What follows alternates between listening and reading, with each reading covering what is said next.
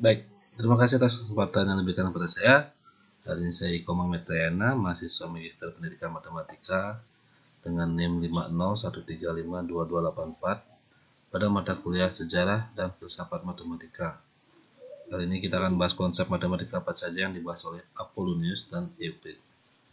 Baik, seperti yang kita ketahui bahwa Apollonius dan Euclid merupakan dua matematikawan Yunani kuno yang berperan penting dan memberikan kontribusi yang sangat besar terhadap perkembangan matematika, utamanya dalam bidang geometri. Baik, kita akan bahas yang pertama terlebih dahulu. Yang pertama dari Apollonius. Nama lengkap dari Apollonius diberikan nama sebagai Apollonius of Perga. Kenapa? Karena beliau lahir di kota Perga, yaitu di Pamfilia, Asia Kecil. Beliau lahir sekitar 240 sebelum Masehi dan meninggal sekitar 190 sebelum Masehi di Alexandria, Mesir. Apollonius sendiri itu dikenal dengan sebutan The Great Geometer karena beliau memberikan kontribusi yang sangat besar dalam bidang geometri, sehingga karya beliau yang terkenal adalah karya buku yang berjudul Conic Section. Conic ya. Nah, kenapa conic? Karena beliau membahas tentang conic section atau dalam bahasa Indonesia sering disebut dengan istilah irisan kerucut atau teori potongan kerucut. Nah, apa saja sih yang dibahas dalam karya buku yang berjudul Conic? Di sana beliau membahas tentang elip, parabola, dan hiperbola. Nah, untuk diketahui, pada saat semasa hidupnya beliau bekerja di Alexandria dan beliau juga sempat berada di kota yang bernama Pergamon, di mana kota Pergamon ini merupakan kota yang terdiri dari atau berlangsungnya komunitas-komunitas matematika di sana, sehingga bisa dikatakan bahwa Apollonius selalu berkaitan dengan matematika. Nah, terkait tentang buku atau karya yang ditulis oleh Apollonius yang berjudul Conic itu terdiri dari 8 bab, yang mana antara bab 1, 2, 3, dan 4 itu ditulis dalam bentuk bahasa Yunani asli. Bab 5, 6, 7 itu ditulis dalam bentuk terjemahan Arab. Namun, berbagai sumber menyatakan bahwa buku Conic yang ditulis oleh Apollonius pada bab ke-8 itu dinyatakan hilang. Kita bahas yang pertama, konsep yang dibahas oleh Apollonius. Jadi jika dijabarkan, bahwasanya yang pertama akan dibahas tentang irisan kerucut, kemudian tentang pengertian garis normal dan garis singgung, kemudian teorema Apollonius, dan yang terakhir astronomi matematis. Nah, yang dimaksudkan dengan irisan kerucut atau dalam bahasa asingnya disebutkan dengan istilah conic section, karya-karya beliau sangatlah monumental. Kenapa? Karena beliau membahas tentang kurva yang dibentuk oleh perpotongan sebuah bidang dengan kerucut yang dilihat pada sudut yang berbeda. Nah, dari jenis perpotongan sebuah bidang pada kerucut itu akan menghasilkan istilah-istilah yang pertama elips, di mana elips merupakan kurva tertutup yang terjadi ketika bidang memotong kerucut secara miring. Kemudian istilah yang kedua yang muncul dari irisan kerucut di sini adalah parabola. Jadi kalau parabola merupakan sebuah kurva terbuka yang terjadi ketika bidang memotong kerucut sejajar dengan salah satu sisi kerucut. Dan yang ketiga ada hiperbola. Jadi hiperbola merupakan kurva terbuka yang dengan dua cabang yang terjadi ketika bidang memotong kedua bagian kerucut secara ganda. Kemudian konsep yang dibahas yang kedua di sini adalah tentang garis normal dan garis singgung. Jadi di sini yang dimasukkan dengan garis normal adalah garis yang tegak lurus terhadap kurva. Sedangkan garis singgung adalah garis yang menyentuh atau menyinggung kurva di satu titik. Nah, itu bagaimana konsep selanjutnya nanti kita bahas pada slide berikutnya.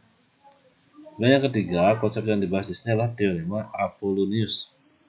Jadi teorema Apollonius ini sejatinya itu berlaku pada segitiga, yang mana di sana membahas tentang geometri bidang yang menjelaskan hubungan antara panjang sisi-sisi segitiga dengan panjang garis berat. Nah, jadi di sini ada kata istilah garis berat yang dalam bahasa matematika garis berat sering disebut dengan median, yang membagi sisi di depannya sama besar.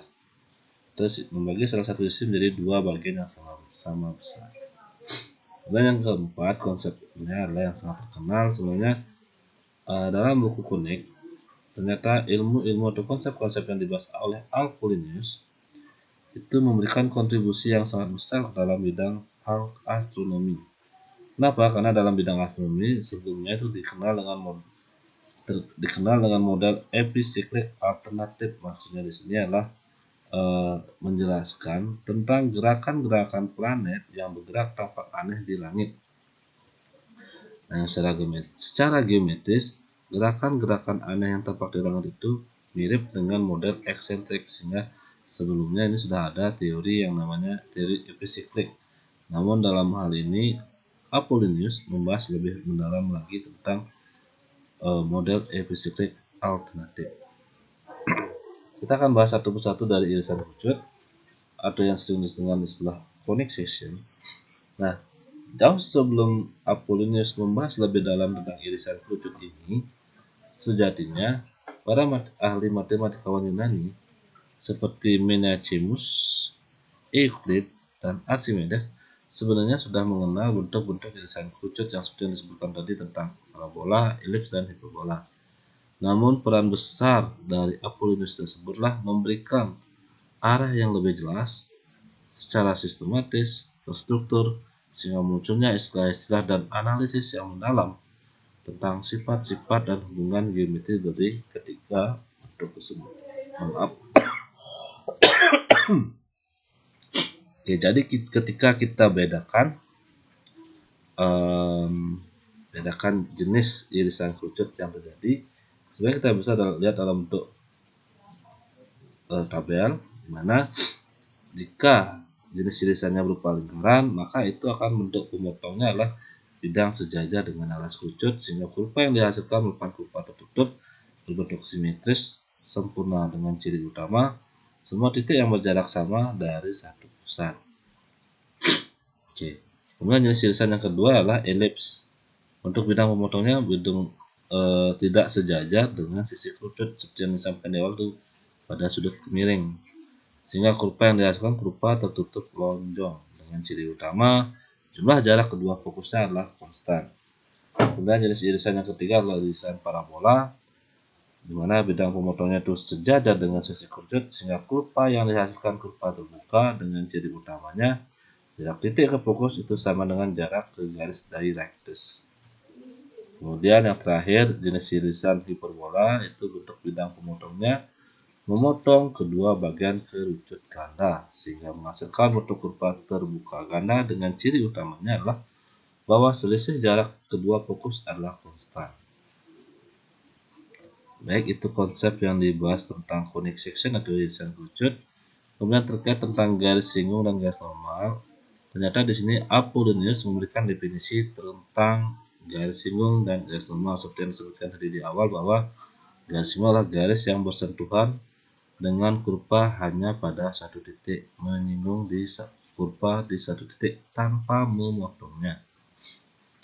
Nah, berbeda dengan garis normal, garis yang ditarik dari titik pada kurva dan tegak lurus terhadap garis singgung pada titik tersebut. Nah, jika diperhatikan sifat-sifat dari garis normal itu sendiri, dia akan selalu tegak lurus terhadap garis singgung.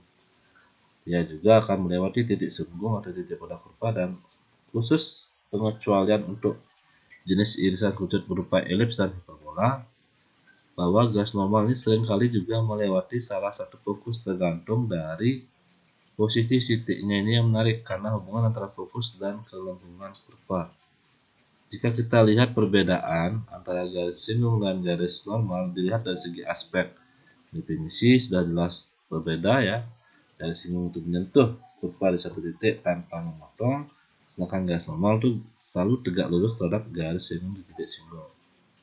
Kemudian jika dikaitkan dengan peran dalam merefleksikan cahaya, garis singgung itu digunakan sebagai jalur pantulan antar fokus, sedangkan garis normal itu digunakan sebagai jalur yang arahnya tegak lurus terhadap kurva. Nah, kemudian jika dihubungkan dengan keterkaitan dengan fokus, jadi kalau garis singgung itu selalu sudut pantulnya sama dengan dua fokus, sedangkan garis normal itu sering melewati fokus, itu perbedaannya ya. Nah, khususnya itu terjadi pada jenis irisan kerucut, elips, dan parabola. Ternyata garis sinkron dan garis normal ini juga diaplikasikan dalam aplikasi-aplikasi modern seperti optik, orbit planet maupun antena parabola pada garis sinkron, kemudian pada desain sistem reflektif dan analisis kurva itu pada garis normal. Kita lanjutkan kepada teorema Apollonius. Seperti yang disampaikan tadi awalnya bahwa teorema ini membahas tentang konsep median segitiga atau garis berat segitiga terhadap panjang sisi-sisinya yang menjadi cikal bakal bagi konsep koordinat titik tengah. Dan juga teorema Apollonius ini juga digunakan dalam menentukan energi kinetik rata-rata dalam fisika modern, yang sering kita sebut dengan istilah momen inersia ya teman-teman. Nah, jika kita perhatikan pada segitiga ABC, dari titik sudut A ditarik garis berat terhadap sisi BC, sehingga di sini kita akan mendapatkan bahwa garis berat ini membagi sisi BC sama besar, sehingga BD dengan DC itu sama besar. Jika kita menggunakan teorema Apollonius itu sendiri, maka akan mendapatkan hubungan AB kuadrat tambah AC kuadrat sama dengan 2 kali AD kuadrat ditambah BD kuadrat. Tetapi kita juga mungkin sering mengenal istilah yang untuk umumnya yang di bawahnya AB kuadrat tambah AC kuadrat itu sama dengan 2 AD kuadrat ditambah setengah BC kuadrat. Kenapa setengah dari BC? Ya karena BD itu kan merupakan setengah dari BC. Nah, ini sering sekali kita gunakan manfaatnya dalam untuk mencari hubungan antara sisi, median, dan pusat berat, serta digunakan sebagai dasar dalam menganalisis orbit-orbit planet. Nah, kalau kita hubungkan dengan astronomi, tentu ini digunakan dalam model gerak melingkar planet atau sering disebut dengan istilah epicycle difference system. Baik, terima kasih. Itu konsep yang dibahas oleh Apollonius. Sedangkan konsep yang lagi satu yang dibahas oleh Euclid, ini juga sama-sama merupakan ahli matematikawan Yunani kuno, yang dimana di sini Euclid diperkirakan hidup sekitar abad ke-30 sebelum Masehi dan paling sering disebut dengan istilah bapak geometri. Berbeda dengan Apollonius, itu beliau dikenal dengan istilah the great geometer, sedangkan Euclid dikenal dengan istilah bapak geometri. Kenapa? Karena memang sama seperti dengan Apollonius, beliau ini kan selalu memberikan kontribusi yang sangat besar terhadap perkembangan matematika, utamanya di bidang geometri. Nah, kalau dicari beberapa sumber dinyatakan bahwa lokasi dan rincian kehidupan pribadinya dari tokoh Euclid ini memang hampir tidak pernah diketahui secara pasti yang jelas. Beliau ini diyakini bekerja di kota Alexandria, Mesir, sama seperti dengan Apollonius. Nah, sedangkan kalau Euclid ini lebih bekerja di Alexandria atau Mesir pada masa pemerintahan Ptolemy I Sultan. Euclid juga menyusun sebuah karya buku yang dikenal dengan istilah elemen. Yang mana buku elemen ini terdiri dari 13 bab atau 13 jilid. Yang mana ini akan digunakan sebagai dasar untuk geometri klasik dan pendidikan matematika di dunia barat hingga modern.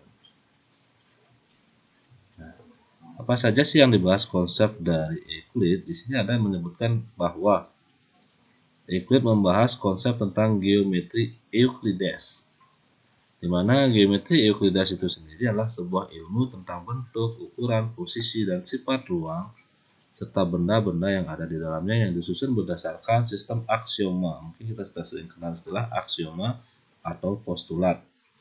Selain itu juga, beliau membahas dalam geometri Euclides itu membahas tentang penalaran deduksi logis, penarikan kesimpulan dari umum ke khusus. Nah, dari sumber utamanya yang kita kenal dengan buku elemen yang terdiri dari 13 buku atau 13 bab, itu berisi tentang definisi, postulat, kemudian teorema, serta pembuktian deduktif dan penerapan pada bidang dan ruang, geometri bidang dan geometri ruang. Nah, terkait tentang postulat yang menjadi monumental dan yang kita sering kenal di sini, Dalam geometri Euclides terdapat 5 postulat dasar atau aksioma Euclid yang disebut dengan aksioma Euclid.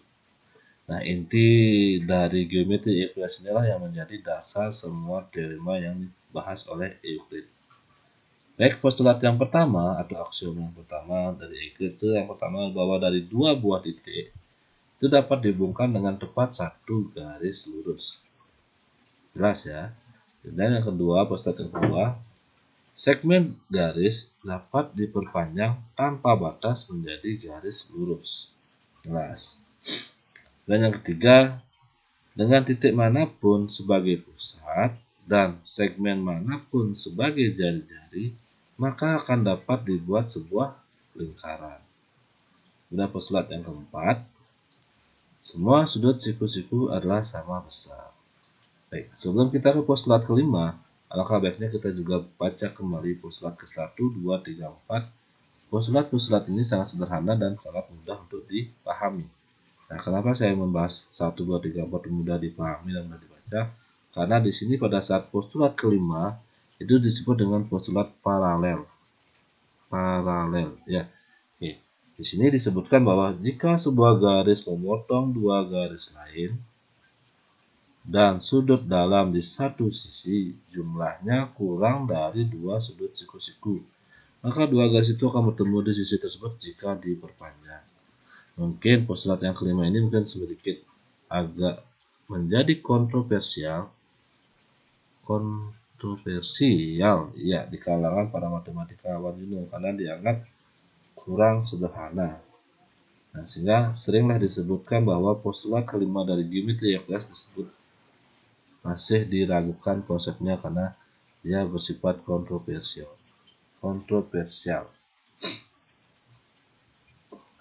Oke, kemudian kalau dilihat dari ciri-ciri dan penjelasannya, mungkin kita bisa lihat pada tabel di bawah bahwa jika dia berbasis aksioma, maksudnya semua hasil itu diturunkan dari 5 postulat dan definisi dasar seperti yang dicantumkan dalam buku elemen.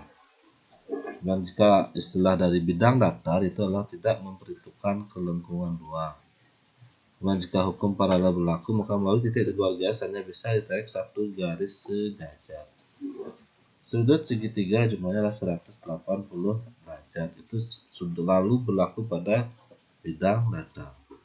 Ukurannya tetap, maksudnya di sini adalah jarak dan sudut tidak berubah dengan perpindahan posisi atau sering dikenal istilah dengan isometri. Konsep kedua yang dibahas oleh Euclid di sini adalah teori bilangan. Nah, selain beliau dikenal sebagai bapak geometri, Euclid juga ternyata memberikan fondasi awal bagi teori bilangan, number of theory.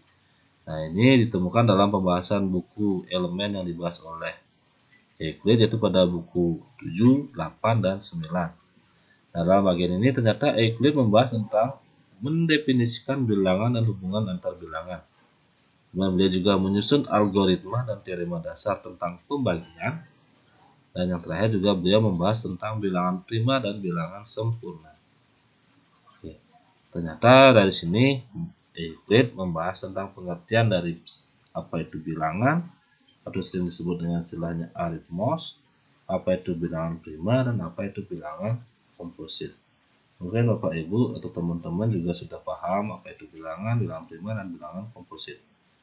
Selain dalam teori bilangan, pertama tentang definisi, dalam teori bilangan juga dibahas tentang algoritma Euclid atau Euclidean algoritme, di mana di sini yang membahas tentang metode mencari faktor persekutuan terbesar atau sering dikenal dengan istilah FPB dari dua buah bilangan. Nah, di sini menggunakan konsep modulur. Mungkin kita kalau lihat contoh, kita akan menemukan berapa sih FPB atau berapa sih faktor persekutuan terbesar dari bilangan 48 dan 18. Jadi yang pertama dilakukan 48 dibagi 18 itu menghasilkan hasil bagi 2 dengan sisa pembagian 12. Kemudian dilanjutkan dengan hasil yang kedua adalah 18 dibagi dengan sisa yang tadi yaitu 12. Sehingga jika 18 bagi 12 itu mendapatkan hasil bagi 1 dengan sisa pembagian 6. Dilanjutkan lagi 12 dibagi dengan sisa yang tadi, yaitu 12 bagi 6, yaitu hasil baginya 2 dengan sisa 0. Nah, karena di sini mendapatkan sisanya 0, maka bisa disimpulkan bahwa EPB dari 48 dan 18 adalah 6, karena 6 ini yang memberikan sisa pembagian 0. Kemudian teori bilangan yang ketiga yang dibahas oleh Euclid di sini adalah teori bilangan prima. Mungkin Bapak Ibu sudah tidak ragu lagi dan sudah pasti paham tentang apa itu bilangan prima. Euclid ternyata membuktikan bahwa jumlah bilangan prima itu tidak terbatas dengan dalam teoremanya yang berbunyi tidak ada bilangan prima terbesar. Bilangan prima bersifat tak hingga. Ternyata Euclid membuktikan dengan cara metode kontradiksi. Mungkin nanti kita akan bahas lebih dalam lagi tentang pembuktian teorema bilangan prima terbesar. Selain membahas tentang teorema bilangan prima, Euclid juga membahas dari bilangan, yakni tentang setiap bilangan komposit, yang mana komposit adalah bilangan yang memiliki faktor lebih dari 1 dan dirinya sendiri, selalu dapat diuraikan menjadi hasil kali bilangan prima dengan cara yang unik. Nah, jadi ternyata bilangan komposit itu adalah merupakan hasil kali dari bilangan-bilangan prima. Nah, seperti contoh yang diberikan di slide, bahwa 60 itu merupakan hasil perkalian dari bilangan prima 2, 3, dan 5, yaitu bilangan prima 2, 3, dan 5. Nah, dari sana hasil perkalian itu kita urutkan, kita modifikasi biar mendapatkan dari bilangan 2, 3, dan 5 itu mendapatkan hasil 60, dan di sana dituliskan 2 pangkat 2 kali 3 kali 5. 2 pangkat 2, 4, 4 kali 3, 12, 12 kali 5, 60. Jadi benar bahwa 60 ini merupakan bilangan komposit yang bisa diuraikan menjadi hasil kali bilangan prima. Kemudian teori bilangan yang kelima itu bilangan sempurna dan bilangan bersahabat. Ini tercantum dalam bukunya yang buku ke-9. Euclid meneliti bilangan sempurna atau sering dikenal istilah perfect number. Maksudnya adalah bilangan yang sama dengan jumlah faktor positifnya kecuali dirinya. Jadi misalnya contoh 6, kita ketahui bahwa faktor-faktor dari 6 itu adalah 1, 2, 3, dan 6. Nah, sesuai dengan maksud dari bilangan sempurna tersebut adalah Euclid ternyata meneliti bahwa bilangannya itu sama dengan jumlah faktor positifnya yang benar kecuali dirinya, itu 6 itu kan didapat dari 1 tambah 2, 3, 3 tambah 3, 6. Ternyata bilangan yang lain adalah bilangan 28. Faktor dari 28 adalah 1, 2, 4, 7, 14, dan 28. Namun jika kita jumlahkan 1 tambah 2, 3, 3 tambah 4, 7, 7 tambah 7, 14, 14 tambah 14, 28. Jadi memang benar itu adalah bilangan sempurna. Ternyata dari bilangan sempurna itu lahirlah yang namanya teorema Euclid tentang bilangan sempurna. Jika 2 pangkat P dikurang 1 adalah bilangan prima, atau sering dikenal sebagai bilangan prima Mersenne, maka 2 pangkat P min 1 dikalikan dengan 2 pangkat P kurang 1 adalah bilangan sempurna. Untuk contoh misalnya, jika kita ambil P-nya 2, maka dari 2 pangkat P kurang 1, jadi 2 pangkat P kurang 1 berarti 2 kurang 1, 1, kemudian 2 pangkat 2, 4, kurang 1, 3. 3 kali 2 lah 6. Ya benar ya, jadi teorema Euclidnya sudah terbukti. Kemudian kalau 3 berarti 2 pangkat, itu harusnya 3 kurang 1, maaf, 3 kurang 1, 2. 2 pangkat 3, 8. 8 kurang 1, 7. 7 kali 2 pangkat 2 berarti 2 pangkat 2, 4. 7 kali 4, 28. Mohon maaf, ini salah, belum dikurangkan ya. Nah, kemudian selain membahas tentang teorema bilangan, ternyata Euclid juga membahas tentang logika matematis dan pembuktian deduktif. Jadi di sini Euclid memperkenalkan cara berpikir logis deduktif dalam matematika, yakni menarik kesimpulan dari pernyataan-pernyataan dasar yang dianggap benar sesuai dengan aksioma atau postulat, kemudian menuju pernyataan yang lebih kompleks sehingga melahirkan yang namanya teorema. Struktur logika yang digunakan Euclid dalam buku Elemen menjadi fondasi sistem aksiomatik yang kini digunakan hampir di semua cabang ilmu. Nah, kemudian metode yang dimaksudkan adalah metode berpikir di mana kebenaran suatu pernyataan diturunkan secara logis dari premis-premis yang sudah diketahui atau diterima dengan kebenarannya dinyatakan sebagai benar. Untuk umumnya seperti jika A benar maka dan jika A maka B juga benar. Kemudian kalau dari ciri-cirinya mungkin bisa dilihat pada tabel yang disampaikan pada slide. Kita langsung saja slide terakhir. Kalau kita ingin membuat sebuah kesimpulan dari konsep-konsep matematika yang dibahas oleh ahli matematika Yunani kuno dari Euclid dan Apollonius, dan kebetulan juga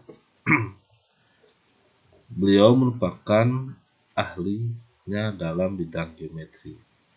Jadi kalau kita bisa bedakan dalam bentuk aspek periode hidup, bahwasanya Euclid hidup sekitar 300 sebelum Masehi, sedangkan Apollonius hidup sekitar 262 sampai 190 sebelum Masehi. Kemudian masalah asal atau tempat dari Euclid pertama adalah Alexandria, Mesir. Kalau Apollonius itu lahirnya di Perga yang kini sering disebut dengan nama di Turki. Kemudian dia bekerja di Alexandria. Karya utama dari Euclid adalah elemen, sedangkan karya utama dari Apollonius adalah konik. Dan tambahannya ya, elemen terdiri atas 13 bab atau buku, sedangkan konik terdiri dari atas 8 bab 8 buku. Kalau bidang utama dari Euclid tentu geometri dan lebih mengkhusus kepada dasar-dasar matematika dan teori bilangan, sedangkan Apollonius sama-sama di bidang geometri tapi namun lebih mengkhusus kepada kurva kerucut atau irisan kerucut. Kalau dibilang dari masalah kontribusi sangat penting, beliau dari Euclid pasti menyusun aksioma dan postulat dasar geometri, merumuskan sistem logis deduktif pertama dalam matematika dan memberi dasar bagi geometri Euclides. Sedangkan kalau Apollonius kontribusinya adalah yang mengembangkan teori parabola, elips dan hiperbola, memperkenalkan istilah konik dan mengembangkan metode analitik dalam geometri. Jadi, julukan mungkin lebih kepada Euclid julukannya adalah Bapak Geometri. Kalau di Apollonius disebut dengan julukan The Great Geometer atau ahli geometri agung. Nah, mungkin itu saja yang bisa saya sampaikan. Mohon maaf jika apa yang saya sampaikan ke depannya itu masih ada hal yang kurang berkenan. Sekian yang bisa saya dapat sampaikan. Selebihnya saya mohon maaf, saya undur diri. Saya dengan selamat pagi.